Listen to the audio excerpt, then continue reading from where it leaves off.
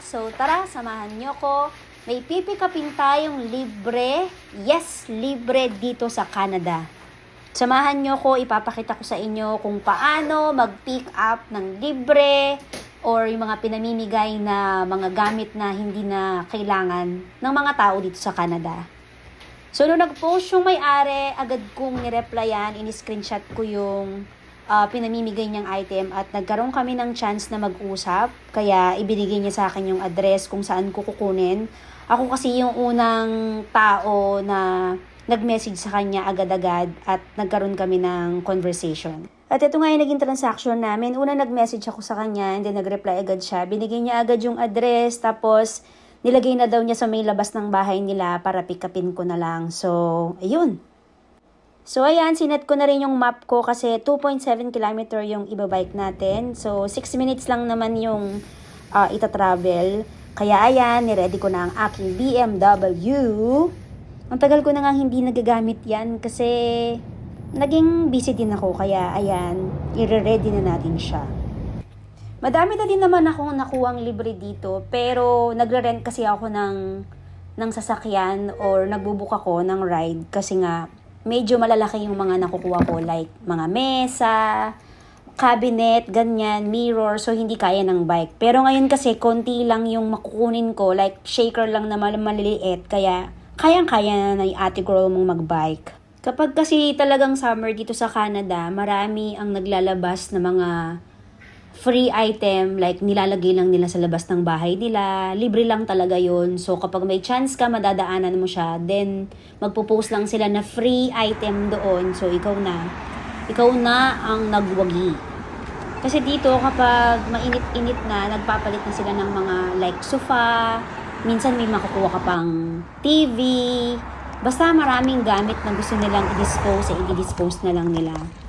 So, pag nakita mo yan sa daanan mo at nakalagay free, ay i-grab mo na. Ang opportunity, nandyan lang yan. So, kung meron ka sasakyan, yung mga nandito sa Canada na may mga sasakyan, well, talagang maswerte sila. Pero like me, na wala pang sasakyan. So, ayan, si BMW bike muna ang ating ginagamit.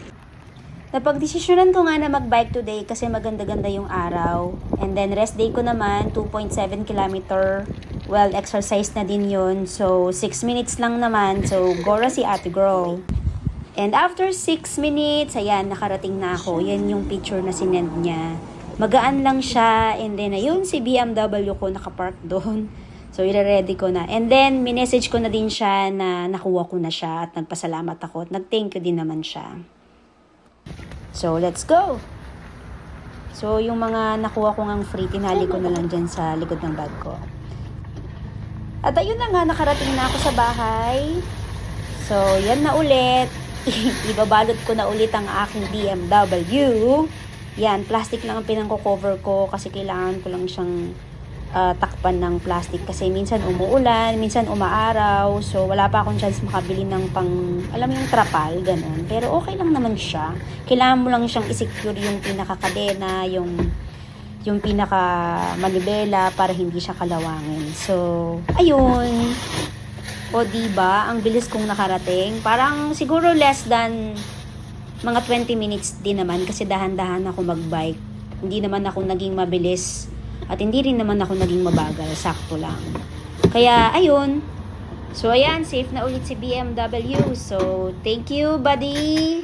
So, nung nakarating ako sa bahay, ayan ang itsura ni ate girl. Magaan lang naman siya kasi yan yung lagayan ng mga shaker. So, later on my next vlog, papakita ko sa inyo kung paano ko siya inassemble, anong itsura nila.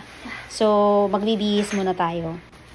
Ito na nga yung nakuha ko. Hinigpitan ko lang yung pagkakatali. At sa sobrang higpit nga, halos hindi ko na matanggal yung pagkakatali ko. Na para bang gusto ko nang punitin yung plastic. Pero after 10 years naman, natanggal ko rin naman yung plastic na yan sa pagkakatali ko. Pawis na ako sa mga oras na yan. So, taran! Natanggal ko rin naman.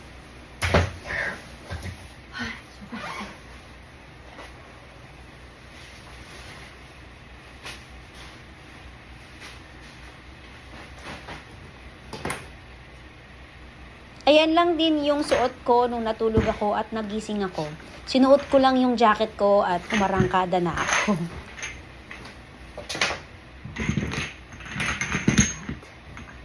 Ayan sila.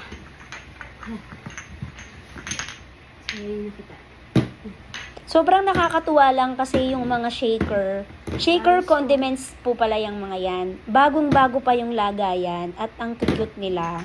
Hindi sila madumi, so syempre lilinisin lang natin yung mga yan, okay na.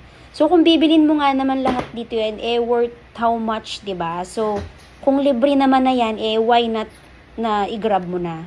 At uhaw na uhaw nga si ate girl, kaya yan, uminom muna ako ng malamig na Nestea, buti na lang may malamig. At ayun, sarap na sarap si ate girl kasi sobrang init talaga. So ayun lang po, thank you po sa panonood, hanggang sa muli. Paalam! Bye-bye!